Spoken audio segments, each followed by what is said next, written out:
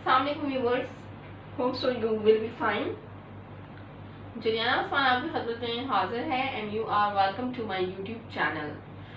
So as I have started conversation session, तो जो आज की जो कन्वर्सेशन है यानी कि बातचीत का जो सिलसिला है, it is between mother and daughter. So the conversation deals with hot weather and load shedding. तो जो बातचीत का ये सिलसिले का जो टॉपिक है वो है गर्म मौसम यानी कि गर्मी और load shedding. So let's start this conversation between mother and daughter about hot weather and load shading.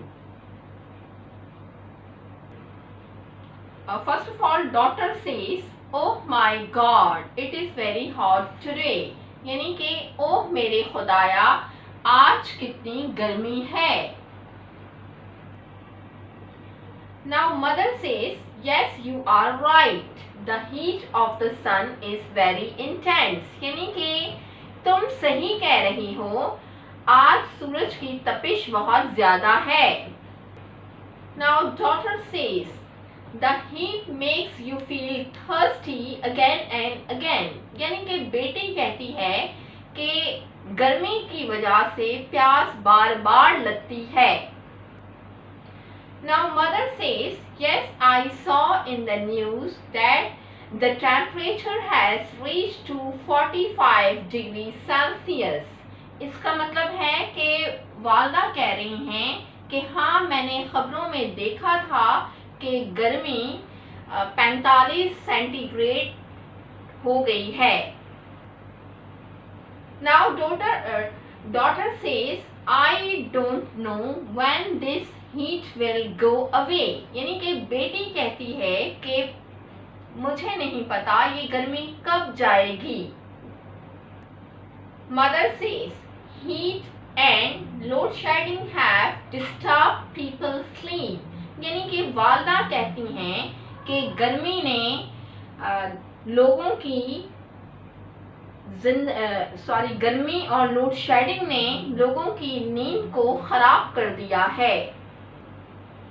Now daughter says, "Yes, my sleep is very disturbed." यानी कि बेटी कहती है मेरी भी नींद बहुत डिस्टर्ब है। Now mother says, "Load shedding is bound to happen because the people do not pay electricity bill." इसका मतलब है कि जो है मदर कहती हैं कि लोड शेडिंग तो होनी है क्योंकि लोग बिजली का बिल अदा नहीं करते। Now daughter says, "Yes, you are right. There is no load shedding in the areas where people pay bills." यानी कि बेटी कहती है हाँ, आप ठीक कह रही हैं, उन एरियाज में लोड शेडिंग नहीं होती है जहां लोग बिल अदा करते हैं। Now the mother says, "The cooperation between the government and the people is essential to solve the issue of load shedding." इसका मतलब है कि वालदा कह रही हैं कि इसके लिए ज़रूरी है कि लोग और हुकूमत एक दूसरे के साथ ताउन करें ताकि लोड शेडिंग का मसला हल हो सके। Now daughter says, "Yes, there is no other choice." यानी कि बेटी कहती है कि हाँ, इसके अलावा तो और कोई चारा नहीं। Now mother says, "May this issue be resolved as soon as possible." यानी कि वालिदा कहती हैं कि अल्लाह करे ये मसला जल्दी से जल्दी हल हो जाए। Now daughter says, "Inshallah, one should have good hope from Allah." अब बेटी कहती है कि अल्लाह से सबको अच्छी उम्मीद रखनी चाहिए। So as we have discussed conversation between mother and daughter about hot weather and load shedding, now we will analyze this conversation that how I form these sentences which I use in conversation and which tense has been used in this conversation. All right, first of all I have said that कि daughter यानी कि बेटी ने कहा it is very hot today, oh my God. What do you think that कि ये कौन सा टेंस है? दिस इज प्रेजेंट टेंस, यानी कि आज की बात हो रही है। बेटी कह रही है कि आज का दिन जो है बहुत गर्म था। Oh my god, oh my god it is her expression, ये इसका जो इजहार है गर्मी के बारे में। Alright, mother. फिर वालदा कहती हैं यस यू आर राइट, यानी कि वो भी प्रेजेंट के बारे में बात कर रही हैं। यस यू आर राइट, क्योंकि आर आ रहा है, आर का मतलब है, इसका मतलब है कि ये प्रेजेंट का जुमला है। It is also present, I should write here, ये भी प्रेजेंट का जुमला है। The heat of the sun is very intense, यानी कि मैं सूरज की तपिश बहुत ज्यादा तेज है, मैं ये कह रही हूँ। तो मैं आज के दिन की, presently I am talking about, कि आज के दिन सूरज की तपिश बहुत ज्यादा है। कैसे मुझे पता चला? यहाँ इज यूज हुआ है, it shows that it is a present tense. Alright, so again daughter says, फिर हम डॉटर की तरफ आते हैं कि the heat makes you feel thirsty again and again. Thirsty कहते हैं प्यास, प्यास जिसको लगे, या प्यास को कहते हैं थर्स्टी, प्यास लगना यानी कि पानी की तलब महसूस करना। The heat makes you feel thirsty again and again. अब देखें मेक्स यू फील, अब यहाँ पर पता चल रहा है कि ये जुमला प्रेजेंट इंडेफिनिट का है, बिकॉज वर्ब की फर्स्ट फॉर्म के साथ एस या ईएस का इजाफा किया जाता है। It means it is present indefinite tense. तो you can watch my video on present indefinite. और ये क्यों एस के ईएस का इजाफा हुआ है? क्योंकि हम किसी द हीट एक सिंगल चीज की बात कर रहे हैं, तो इसीलिए प्रेजेंट इंडेफिनिट का ये जुमला है। You can watch my present indefinite video which I made. The heat makes you feel thirsty again and again, यानी कि जो गर्मी है उसकी वजह से प्यास अगेन एंड अगेन बार बार लगती है। Alright, so let's come to mother. Mother says I saw it in the newspaper. Saw see की सेकंड फॉर्म है, इट मीन्स ये जुमला कौन सा है? ये जुमला है पास्ट इंडेफिनिट का। Are you noticing that how beneficial tenses are for learning English? Past indefinite, I saw it in the news, यानी कि ये पास्ट इंडेफिनिट का जुमला है कि मैंने खबरों में देखा, मैंने खबरों में देखा। The first form of saw is see, saw seen, see saw seen. All right, but this is past indefinite. You can watch my video which I made on past indefinite tense. That the temperature has reached to 45 degree. अब देखें has use हुआ है और verb की third form use हुई है। कौन सा टेंस है ये? The temperature has reached, has तो शो कर रहा है कि प्रेजेंट है, और थर्ड फॉर्म जहां पर आए वो परफेक्ट का होता है। तो this sentence deals with present perfect tense, तो यहाँ पर प्रेजेंट परफेक्ट यूज हुआ है। अब देखिए मेरी बातचीत का पूरा सिलसिला किस पर डिपेंड करता है? इट इज ऑन टेंसेस, ये टेंसेस से डील करता है। तो tenses are not useless, so we can say the tenses are the backbone of English language. Let's come to rest of sentences. Now daughter says, I don't know when the heat will go away. लड़की कहती है, बेटी कहती है कि I don't know, मुझे नहीं पता। It is also present indefinite, present tense, ठीक है, लेकिन नेगेटिव में है। प्रेजेंट टेंस है, प्रेजेंट इंडेफिनिट टेंस है, but in negative. When the heat will go away, it is question. Will go away, it means it is future indefinite. You can analyse yourself के either you have learned tenses completely or not. If you have learned tenses, you can easily identify the sentences that of which tense they deal with.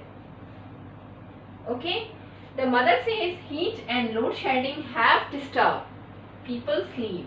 अब यानी कि heat और load shading दो चीजें discuss हुई हैं, that is why have यहाँ पर यूज हुआ और हैव के साथ डिस्टर्ब्ड थर्ड फॉर्म यूज हुई. It means it is present perfect.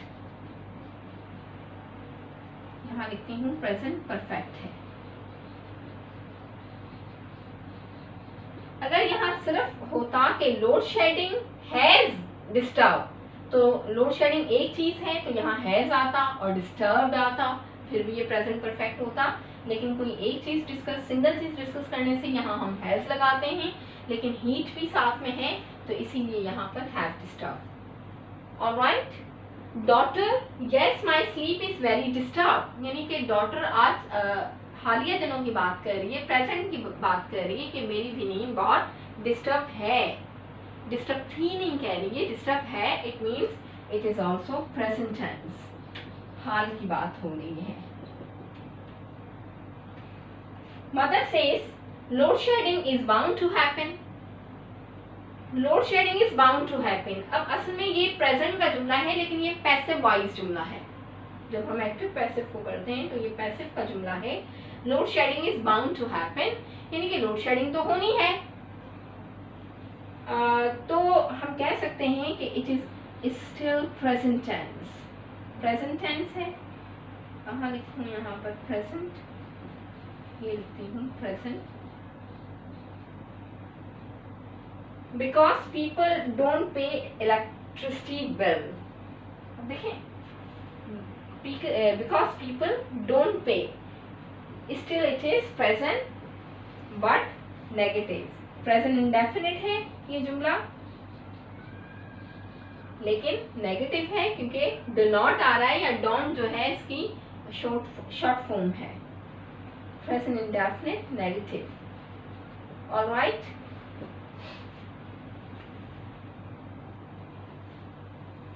Daughter says yes you are right, still it is a present tense. There is no load shedding in those areas where people pay their bills. यानी कि उन इलाकों में load shedding नहीं होती है जहां लोग बिल अदा करते हैं. This sentence is also present tense. There is no load shedding in those areas. Present tense है, नेगेटिव में है क्योंकि नो का यूज हुआ है. Where people pay their bills, it is also present tense because first form has been used here. So where people pay their bills, जहाँ लोग bill अदा करते हैं. Alright. Let's come to mother. The cooperation between the government and the people is essential to resolve the issue of load shedding. अब mother, वालदा जो फहम रखती हैं, अकल रखती हैं, that is why she has given advice, she has given message, she has given lesson कि the cooperation between the government and the people is essential to resolve the issue of load shedding. यानी कि load shedding का issue कब resolve होगा, कब हल होगा, जब लोग और गवर्नमेंट यानी कि लोग और हुकूमत आपस में कोऑपरेट करेंगे, ताउन करेंगे. बाहमी ताउन से ही लोड शेडिंग के इशू को रिजॉल्व किया जा सकता है. So the sentence is the cooperation between the government and the people is essential to resolve the issue of load shedding. ये सेंटेंस भी प्रेजेंट टेंस का है क्योंकि अभी के बारे में वो कह रही हैं, अभी के हालात के बारे में कह रही हैं. Daughter yes there is no other choice, और डॉटर भी प्रेजेंट के बारे में ही बात कर रही हैं कि हाँ इसके अलावा कोई चारा नहीं है. वो ये नहीं कह रही है कि इसके अलावा कोई चारा नहीं होगा, वो ये भी नहीं कह रही है कि इसके अलावा कोई चारा नहीं था. वो कह रही है कि yes there is no other choice, यानी कि इसके अलावा कोई चारा नहीं है. इसका मतलब है ये भी प्रेजेंट टेंस है. Alright. Now mother says may this issue be resolved as soon as possible.